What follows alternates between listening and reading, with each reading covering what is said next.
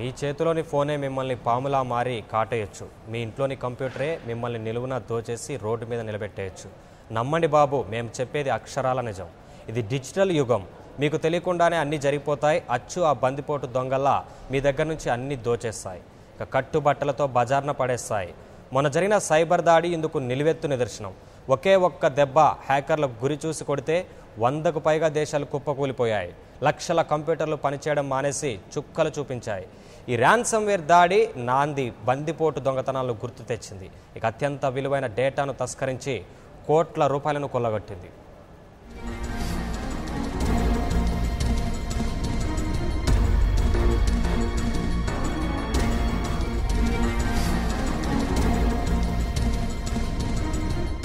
ఒకప్పుడు బందిపోట్ల యుగం ఉండేది.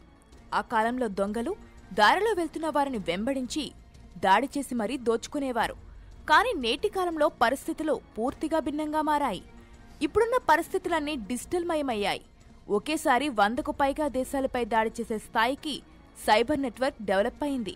దీంతో విండోస్ ఆపరేటింగ్ సిస్టమ్ కంపెనీలు తమ వినియోగదారులను ఎప్పటికప్పుడు హెచ్చరిస్తున్నారు.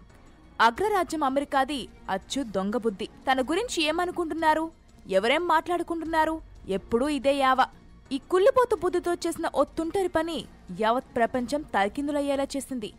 అమెరికా హ్యాకింగ్ టూల్స్ ను హ్యాకర్లు కొల్లగొట్టేసి ర్యాన్సమ్వేర్ పేరిట కంప్యూటర్ మేతానికి తెరతీశారు. ఈ ఒక్క దెబ్బకు లక్షలాది కంప్యూటర్ల తలలు తెగిపడ్డాయి. వేలాది సంస్థలు విలవెల్లాడాయి.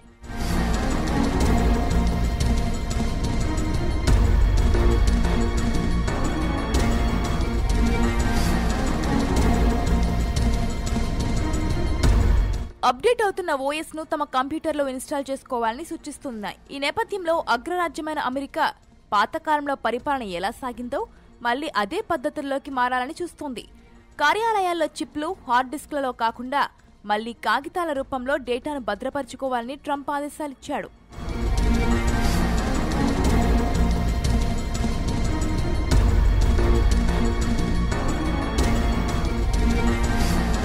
ఇంత జరుగుతున్నా మన ప్రధాని నరేంద్ర మోడీ మాత్రం క్యాష్లెస్, డిజిటల్ చెల్లింపులంటూ ఇంటర్నెట్ కూబులోకి వెళ్లమంటున్నారు.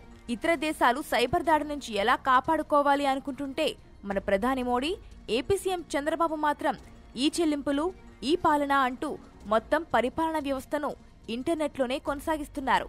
సామాన్య ప్రజలందరూ తమ డబ్బులను బ్యాంకుల్లోంచి నేరుగా ఈ చెల్లింపులు చేయలేని స్థితిలో ఉన్నారు. అయినా ఖచ్చితంగా అందరూ ప్లాస్టిక్ చెల్లింపులు అలవాటు చేసుకోవాలని చెబుతున్నారు.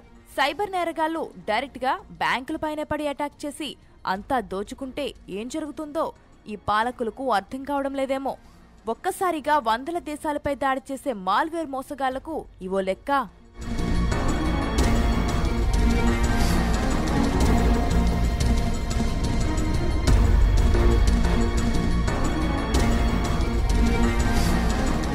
అగ్రరాజ్యం అమెరికా అనుసరిస్తున్న పాత పద్ధతులలో కాగితాలలో డేటాను భద్రం